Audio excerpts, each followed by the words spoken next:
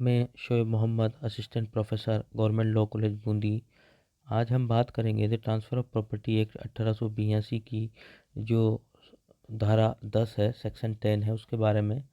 धारा 10 बात करती है अन्य संक्रामण अवरुद्ध करने वाली शर्तें, कंडीशंस रीस्ट्रेनिंग एलिनेशन, यानी ऐसी शर्तें जो संपत्ति के अंतरण को पूर्ण रूप से रोकती है। ऐसी शर्तों की क्या स्थिति होती है, क्या ऐसी शर्तें मान्य हैं या ऐसी शर्तें अमान्य हैं, क्या ऐसा अंतरण मान्य है जो कि उसको आगे पूर्ण रूप से मतलब आगे ट्रांसफ़र करने से रोकता हो। ऐसी शर्तें मान्य होगी या ऐसा ट्रांसफ़र मान्य होगा या नहीं होगा।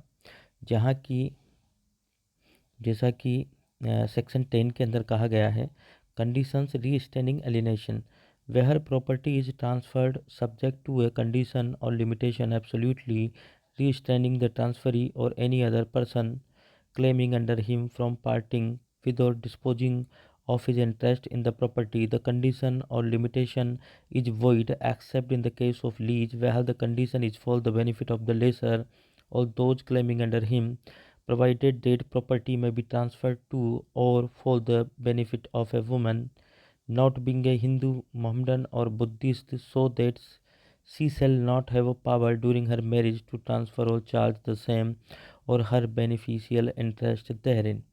यानी कि धारा 10 में कहा गया है कि जहाँ की संपत्ति ऐसी शर्त या मर्यादा के अधीन अंतरित की जाती है, जो अंतरिती या उसके अधीन दावा करने वाले व्यक्ति की संपत्ति में अपने हित को अलग करने या वैनित करने से आत्यंतिक अवरोध करती है, वहाँ ऐसी शर्त या मर्यादा शून्य है।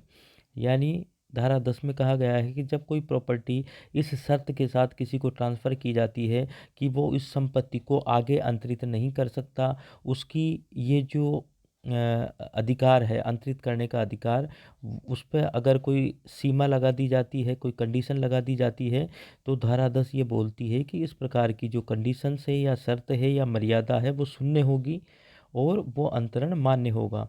लेकिन इसके अपवाद बताए गए हैं, सिवाय ऐसे पट्टे की दशा में जिसमें कि वह शर्त पट्टाकर्ता या उसके अधीन दावेदारों के फायदे के लिए हो। वहाँ पे पट्टे की स्थिति में ऐसी शर्त लगाई जा सकती है, लेकिन बशर्ते कि वो पट्टाकर्ता या उसके अधीन दावेदारों के फायदे के लिए वो शर्त हो। परंतु संपत्ति किसी स्त्री को या उसके फायदे के लिए इस प्रकार अंतरित की जा सकेगी कि उसे अपने विवाहित स्थिति के दौरान उस संपत्ति को या उसमें अपने लाभप्रद हित को अंतरित या भारित करने की शक्ति नहीं होगी। यानी कि ये हिंदू, मुसलमान या बौद्ध महिला को छोड़ करके किसी संपत्ति को इस प्रकार से उस स्त्री को ट्रांसफ़र किया जा सकता है कि वो वैवाहिक स्थिति के दौरान उस संपत्ति को या उसमें जो अपना हित है उसको अंतरित नहीं करेगी या भारित करने की शक्ति उस महिला की नहीं होगी, जो कि हिंदू, मुसलमान या बौद्ध महिला नहीं है। वहाँ पर उस महिला का जो अधिकार है उस संपत्ति में, वहाँ पर उसको रेस्ट्रिक्ट किया जा सकता है। और किस प्रकार से रेस्ट्रिक्ट किया जा सकता है? उसके लाभप्रद हित को, जो कि उस संपत्ति में है, कि आप इस संपत्ति को अंतरित नहीं कर सकते और इसको भारित भी नहीं करवा सकते।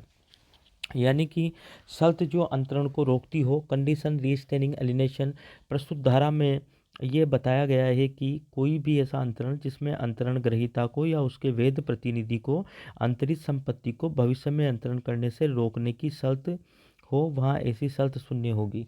यदि जो संपत्ति ट्रांसफ़र की है अंतरिती को या उसको या उसके प्रतिनिधि को अगर इस प्रकार से शर्त लगाकर प्रॉपर्टी ट्रांसफ़र की है कि आप इस प्रॉपर्टी को आगे नहीं बेचोगे, आगे ट्रांसफ़र नहीं करोगे, तो इस प्रकार की शर्त जो है वो शून्य होगी और इस प्रकार का अंतरण मान्य होगा। क्योंकि सम्मति अंतरण अधिनियम की धारा 8 के अनुसार संपत्ति का अंतरण उसके वैधिक प्रसंगतियों सहित होता है।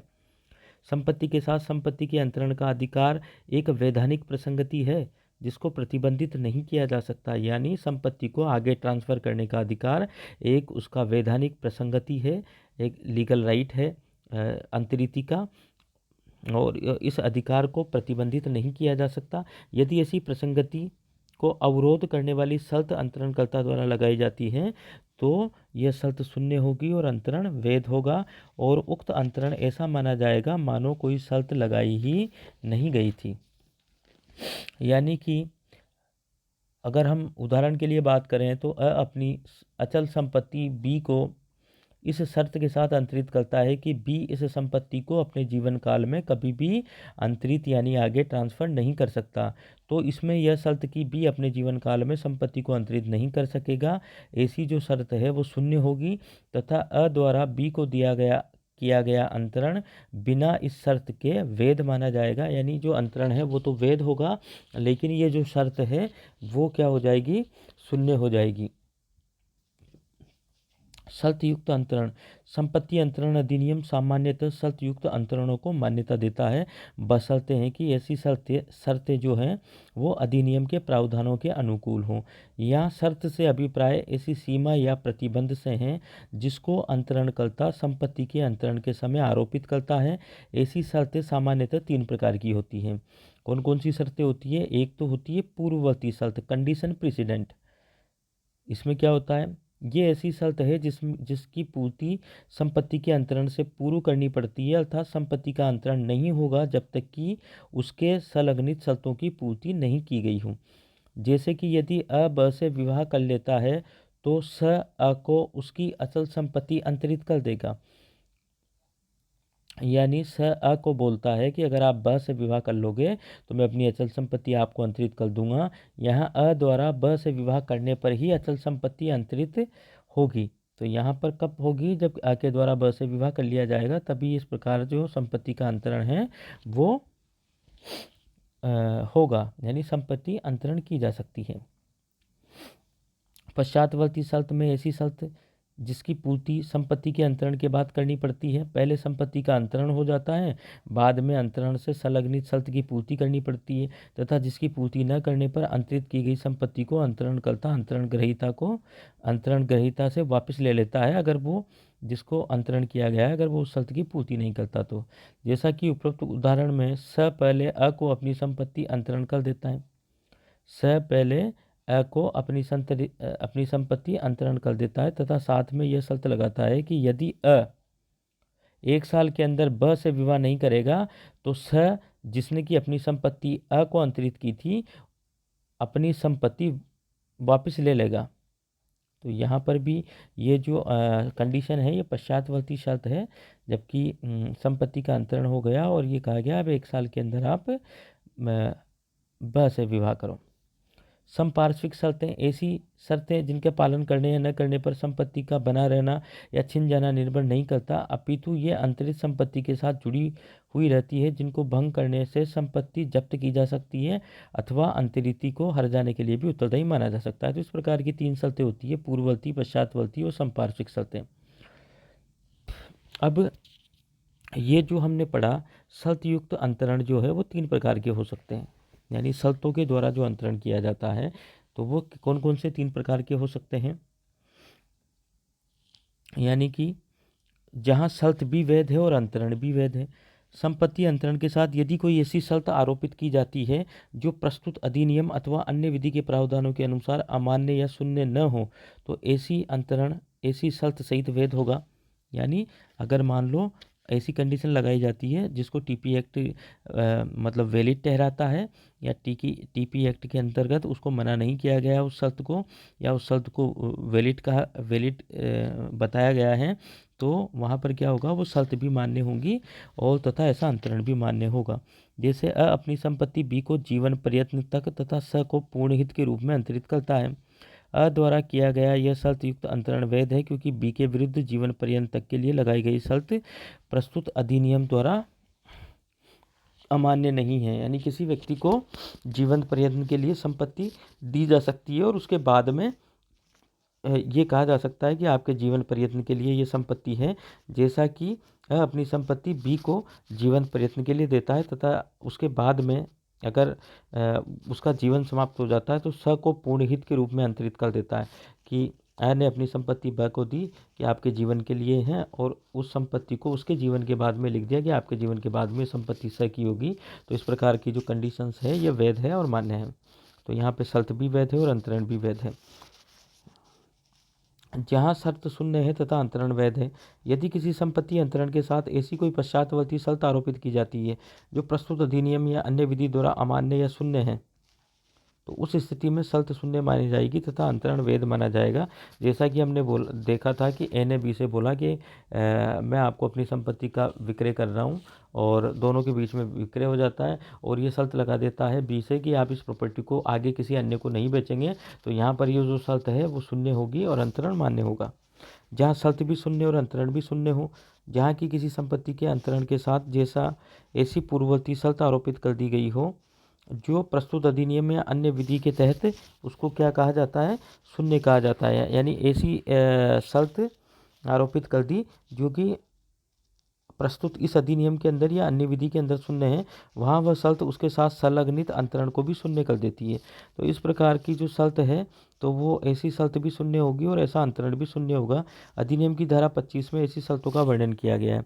अब धारा 25 के अंतर्गत क्या कहा गया है टीपी एक्ट की, कि संपत्ति अंतरण से सृष्ट और किसी शर्त पर निर्भर हित जो है वो निष्फल हो जाता है, बिना फल का हो जाता है, यदि उस शर्त की पूर्ति असंभव हो। ऐसी शर्त लगा दी जिसकी पूर्ति असंभव हो।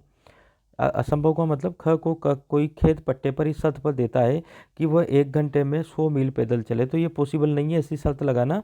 तो ऐसी शर्त अगर लगा दी गई है तो ऐसा जो संपत्ति का जो शर्त है वो भी शून्य होगी और अंतरण भी शून्य होगा। या विधि द्वारा निषिद्ध हो, ऐसी कोई शर्त हो या ऐसी कृति की हो कि यदि वह अनुज्ञात की जाए तो किसी विधि के उपबंधों को विफल कर देगी, या इस प्रकार की है जो कि लॉज के रूल्स को जो है विधि के उपबंध है उनको विफल कर देगी, या कपटपूर्ण कोई शर्त हो, या ऐसी हो जिसमें किसी दूसरे के शरीर या संपत्ति को सती पहुंचना अंतर्विलित हो या अंतर्निहित हो, या जिसे न्यायालय अनैतिक या लोकनीति के विरुद्ध समझता हो। यदि इस प्रकार की शर्त लगा दी जाती है तो वो शर्त भी शून्य होती है और उस प्रकार का अंतरण भी शून्य होता है। अंतरण को पूर्ण रूप से अवरुद्ध करने वाली शर्तें अधिनियम की धारा 10 में यह कहा गया है कि जहां संपत्ति किसी ऐसी शर्त के अधीन अंतरित की जाती है तो अंतरिती को उस संपत्ति में अपने हित को अंतरित करने से पूर्ण रूप से रोकती है। ये बहुत ही महत्वपूर्ण है यहाँ पे कि अगर कोई ऐसी शर्त है जो कि अंतरिती को उस प्रॉपर्टी के आगे ट्रांसफ़र करने से पूर्ण रूप से रोकती है तो वो शर्त शून्य होती है तथा वो अंतरण वैध होता है। अर्थात उपरोक्त अंतरण बिना शर्त के ही मान्य माना जाएगा। ऐसा माना जाएगा कि इस प्रकार की कोई शर्त लगी ही नहीं थी जो कि पूर्ण रूप से उस संपत्ति के आगे अंतरण को रोकती है। धारा 10 में अंतर्विष्ट उपरोक्त प्रावधानों का आधारभूत सिद्धांत यह है कि संपत्ति की अंतरणीयता संपत्ति की निहित विशेषता है।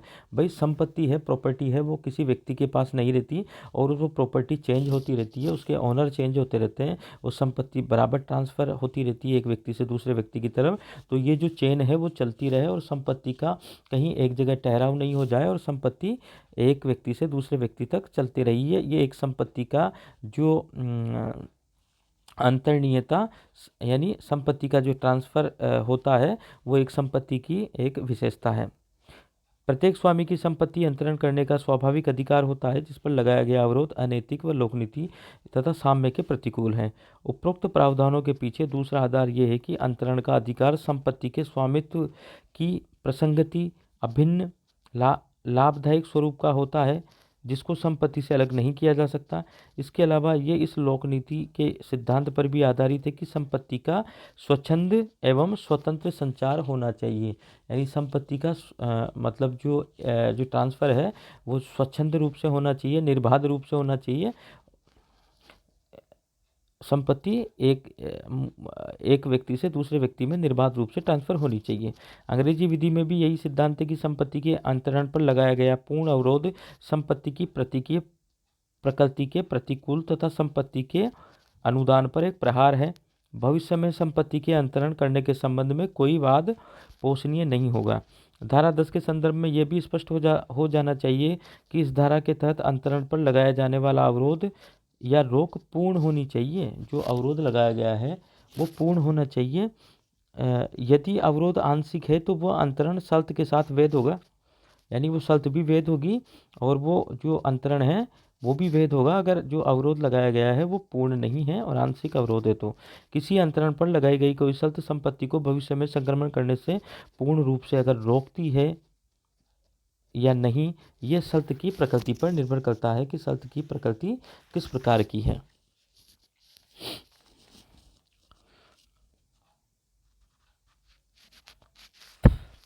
जिस प्रकार से पति अपनी पत्नी को कोई संपत्ति इस शर्त पर अंतरित करता है कि भविष्य में पत्नी उस संपत्ति को पति की बिना सहमति के अंतरित नहीं कर सकती, यह उक्त शर्त धारा के तहत शून्य है। यानी ये जो शर्त है वो उक्त धारा के तहत शून्य है कि पति अपनी पत्नी को कोई संपत्ति इस शर्त पर देता है कि भविष्य में पत्नी अगर उस संपत्ति को बेचेगी तो अपनी पति की सहमति उसको लेना आवश्यक हो जाएगा। तो यहाँ पर ये जो शर्त है वो शून्य है। जहाँ किसी समाज के आंतरिक नियमों के द्वारा ये शर्त लगाई जावे कि समाज का सदस्य अपने प्लाट को पारसी व्यक्ति के अलावा किसी को अंतरित नहीं करेगा, खाली पारसी व्यक्ति को ही बेचेगा, तो यहाँ पर भी ये जो शर्त है वो पूर्ण अवरोध मानी गई है तथा शून्य माना गया है इस शर्त को। अवधि द्वारा अवरोधित शर्तें भी होती हैं। यदि कोई शर्त अंतरण पर किसी निश्चित समय काल या अवधि तक अवरोध आरोपित करती है तो भी उसे पूर्ण अवरोध ही माना जाएगा। विभिन्न मामलों में यह विवाद निर्णित हो चुका है कि अंतरण पर पूर्ण रोक, चाहे वह जीवन पर्यंत तक के लिए हो या 20 साल के लिए हो या उससे कम अवधि की हो, उक्त धारा के तहत शून्य मानी जाएगी। किसी भी समव्यवहार में अंतरण को किसी निश्चित अवधि या समय तक अवरोध करना शून्य है। यदि किसी अंतरण को 5 साल के लिए, 10 साल के लिए ये कहा जाता है कि आप 5 साल तक प्रॉपर्टी नहीं बेच दे और इस शर्त के तहत आपने अपनी प्रॉपर्टी ट्रांसफ़र कर दी अंतरिति को, या 10 साल तक नहीं बेच सकते ऐसा अंतरिति को आपने बोल दिया और इस प्रकार की शर्त लगा दी, तो ऐसी शर्त है जो कि अवधि द्वारा अवरोधित शर्त है। यानी 10 साल या 20 साल का जो आपने उसको प्रॉपर्टी को ट्रांसफ़र करने की जो शर्त लगाई है कि आप ट्रांसफ़र नहीं करोगे, तो ऐसी शर्त शून्य होगी। किसी भी समव्यवहार में अंतरण को किसी निश्चित अवधि या समय तक अवरोध करना शून्य है या नहीं, इस बात पर निर्भर करता है कि क्या उस समय का अवधि की रोक के अन्य संक्रमण को पूर्ण रूप से अवरोधित कर दिया है या नहीं। यदि पूर्ण रूप से अवरोधित कर दिया है तो शर्त शून्य होगी, चाहे शर्त में दिया गया समय 10 साल का ही क्यों न हो। यदि पूर्ण रूप से बोल दिया कि आप 10 साल तक इस संपत्ति को आगे सेल नहीं करोगे या आगे संपत्ति का ट्रांसफ़र नहीं करोगे, तो ऐसी जो शर्त है वो शून्य होगी। अ ने बी को संपत्ति इस शर्त पर अंतरित की कि ब उस संपत्ति को 10 वर्ष तक नहीं बेचेगा। संपत्ति के अंतरण पर लगाया गया यह अवरोध पूर्ण माना जाएगा, चाहे अंतरण का अवरोध सीमित अवधि के लिए है, चाहे सीमित अवधि यानी 10 साल के लिए लगाया गया है कि आप इस संपत्ति को 10 साल तक आगे ट्रांसफ़र नहीं करोगे या सेल नहीं करोगे, तो यहाँ पर इस जो शर्त को पूर्ण अवरोध माना गया है, चाहे अंतरण का अवरोध सीमित अवधि के लिए हो। अतः उक्त अंतरण में शर्त शून्य है। तो यहाँ पर क्या होता है कि शर्त तो शून्य हो जाती है लेकिन जो अंतरण है वो शून्य नहीं होता, अंतरण यहाँ पर मान्य होता है। इसलिए खास समय तक के लिए लगाई गई रुकावटें आंशिक नहीं होती बल्कि पूर्ण रुकावटें होती है। अगर कोई 10 साल 20 साल के लिए कोई रुकावट लगाता है, जीवन पर्यंत के लिए कोई रुकावट लगाता है, तो वो पूर्ण रुकावट मानी जाती है। अंतरण के ढंग पे रोक। संपत्ति अंतरण अधिनियम के अंतर्गत संपत्ति के अंतरण के विभिन्न तरीके दिए गए, जैसे कि हमने जानते हैं कि विक्रय, विनिमय, बंधक, पट्टादान। यदि किसी संपत्ति का अंतरण ऐसी शर्त के अधीन किया जाता है जिसमें यह लिख दिया जाता है कि संपत्ति के अंतरण के किसी ढंग को अवरोधित किया जाए, यानी किसी एक प्रकार से आप संपत्ति का अंतरण नहीं कर सकते हैं, तो उक्त धारा के तहत पूर्ण अवरोध की कोटि में माना जाएगा और शर्त शून्य होगी। उदाहरण के लिए अ अपनी संपत्ति का अंतरण बी को इस शर्त के साथ करता है कि बी भविष्य में अंतरित संपत्ति का दान नहीं कर पाएगा, बंधक नहीं कर सकता, पट्टा नहीं कर सकता, विनिमय नहीं कर सकता। तो यहाँ पर ये जो रोक लगाई गई है संपत्ति के ट्रांसफ़र के साथ में, तो ये जो रोक है वो पूर्ण अवरोध मानी जाएगी और ये जो शर्त है वो जो शर्त है वो शून्य होगी और इस प्रकार का जो अंतरण है वो वैध माना जाएगा कि आप इस तरीके से बाउंडेशन नहीं लगा सकते कि आप इस संपत्ति का पट्टा नहीं करोगे, अंतरिति को आप इस तरीके से शर्त से नहीं बांध सकते कि आप इस संपत्ति का आगे बंधक नहीं कर सकते, पट्टा नहीं कर सकते, विनिमय नहीं कर सकते। तो इस प्रकार की जो शर्त है वो शून्य होती है तथा अंतरण मान्य होता है। अंतरण पर आंशिक अवरोध। अधिनियम की धारा 10 अंतरण पर पूर्ण अवरोध को शून्य घोषित करती है। धारा 10 में जो पूर्ण अवरोध है उसको कहा गया है कि पूर्ण अवरोध वाली शर्त होती है वो शून्य होती है। जबकि यदि किसी समव्यवहार में अंतरण पर पूर्ण अवरोध की अपेक्षा आंशिक अवरोध लगाया जाता है तो ऐसा अवरोध मान्य होता है। यदि अवरोध जो है, शर्त जो है वो उसके पूर्ण रूप से ट्रांसफर को रोक देती है तो ऐसी शर्त तो शून्य होगी। और ऐसी शर्त जो प्रॉपर्टी का आंशिक रूप से मतलब आंशिक रूप से रोकती है उसको ट्रांसफर को, तो आंशिक शर्त, इस प्रकार की आंशिक शर्त जो होगी वो मान्य होगी। उदाहरण के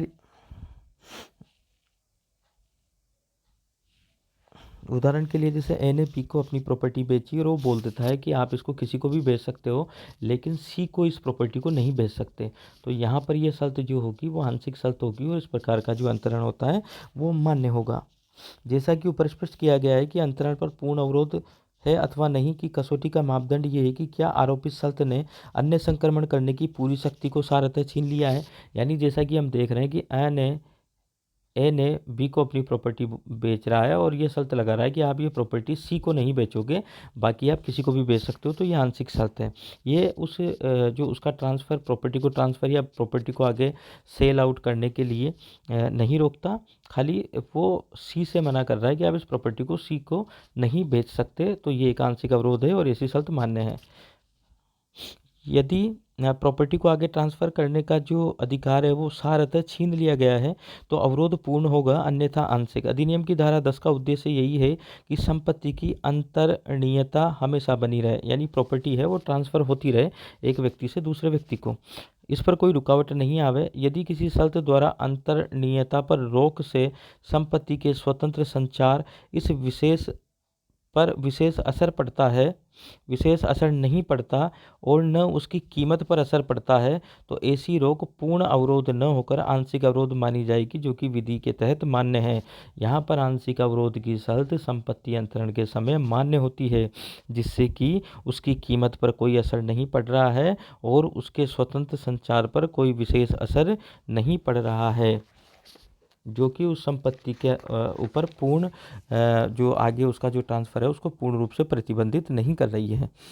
जैसे अपनी अचल संपत्ति को बी के लिए इस शर्त पर बेचता है कि बी उक्त संपत्ति को स अथवा उसके परिवार के किसी सदस्य को कभी अंतरित नहीं करेगा, तो यहाँ पर स के लिए रोक है, अन्य व्यक्तियों के लिए रोक नहीं है। अन्य किसी भी व्यक्तियों को बेच सकता है बी अपनी संपत्ति को, तो यह शर्त आंशिक होगी और इस प्रकार का जो अंतरण है मान्य होगा। द्वारा किया गया उपरोक्त विक्रय उक्त शर्त सहित वैध होगा, क्योंकि उक्त शर्त अंतरण पर एक आंशिक अवरोध लगाती है। उक्त संपत्ति को स एवं उसके परिवार वालों के अलावा अन्य किसी को भी बेचने के लिए स्वतंत्र है, अतः संपत्ति की अंतरणीयता पर पूर्ण रुकावट नहीं है। ने बी को एक भूमि इस शर्त पर दी कि यदि वह भूमि को अंतरित करना चाहे तो वह भूमि के टुकड़े टुकड़े न करके बल्कि इसे पूरी को ही एक साथ अंतरित करें।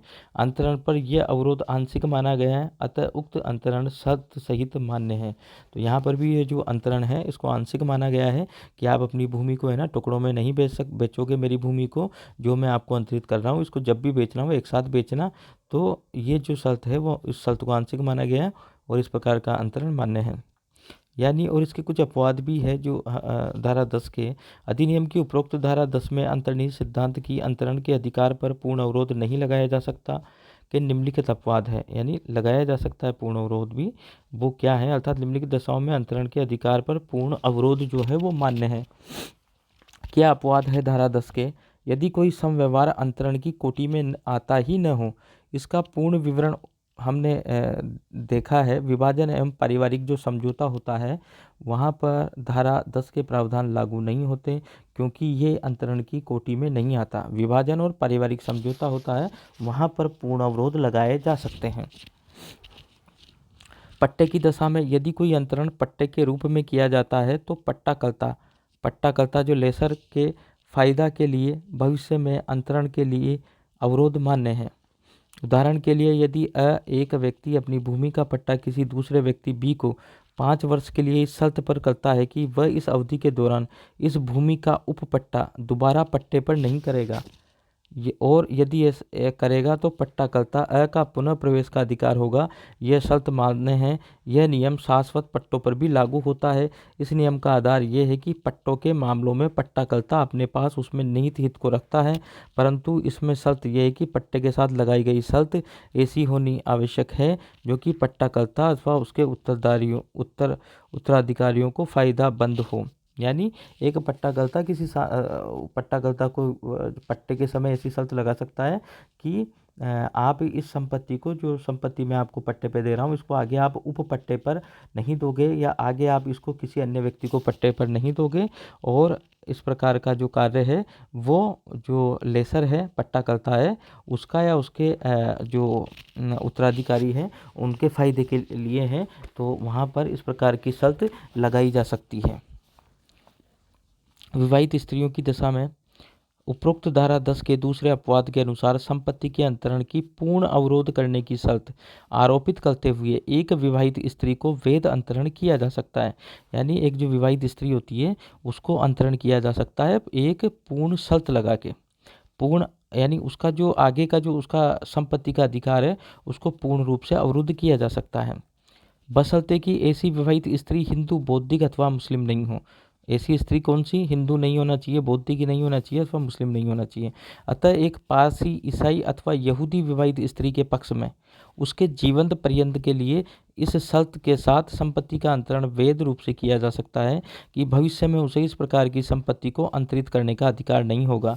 यानी ऐसी महिला जो कि पारसी, ईसाई अथवा यहूदी है, उसको संपत्ति का अंतरण इस प्रकार से किया जा सकता है कि आप अपने जीवन पर्यंत के लिए आप इसका उपभोग कर सकते हो, लेकिन जब तक आप जीवित हो इस संपत्ति का अंतरण आप वैध रूप से किया जा सकता है, और भविष्य में आप इस संपत्ति को किसी अन्य व्यक्ति को अंतरित नहीं कर सकते। तो इस प्रकार की शर्त विवाहित स्त्रियों की दशा में मतलब मान्य है और ऐसी शर्त लगाई जा सकती है।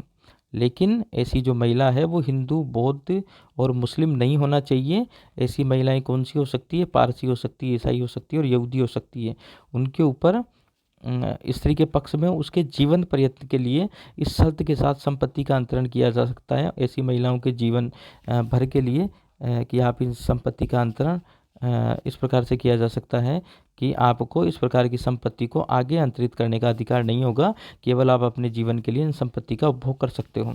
विवाहित स्त्री संपत्ति अधिनियम 1874 की धारा 8 के प्रावधान अनुसार यदि न्यायालय द्वारा ऐसी विवाहित स्त्री के विरुद्ध कोई डिक्री पारित हो जाती है तो उसका निष्पादन स्त्री की सीमित हित युक्त संपत्ति को कुर्क अथवा नीलाम करवाकर नहीं किया जा सकता, जिसको अंतरण करने का उसे अधिकार नहीं है। यानी ऐसी स्त्री की जो ऐसी संपत्ति है जिसका कि उस स्त्री को अंतरण करने का अधिकार नहीं है या उस संपत्ति को वो स्त्री ट्रांसफ़र नहीं कर सकती, तो वहाँ पर जो किसी न्यायालय की डिक्री के लिए या डिक्री हो जाती है तो उस डिक्री के जो पूरा करवाने के लिए ऐसी संपत्ति को ना तो कुर्क किया जा सकता है ना नीलाम किया जा सकता है, क्योंकि वहाँ पर ऐसी महिला के पास में ये अधिकार नहीं था कि वो उस संपत्ति को आगे अंतरण कर सके। उसके अंदर एक उसका जो हित था वो इतना सा ही था कि वो उसका उपभोग कर सके, और यहाँ पर न्यायालय ऐसे जो स्त्री का जो हित था तो उस हित के विरुद्ध मतलब अगर उस संपत्ति में कोई डिक्री पारित हो जाती है उस महिला के खिलाफ तो उसकी वसूली उस स्त्री की सीमित हित युक्त संपत्ति को ना तो कुर्क कर सकता है ना नीलाम करवा कर अपना जो डिक्री का पालन करवाया जा सकता है। धन्यवाद।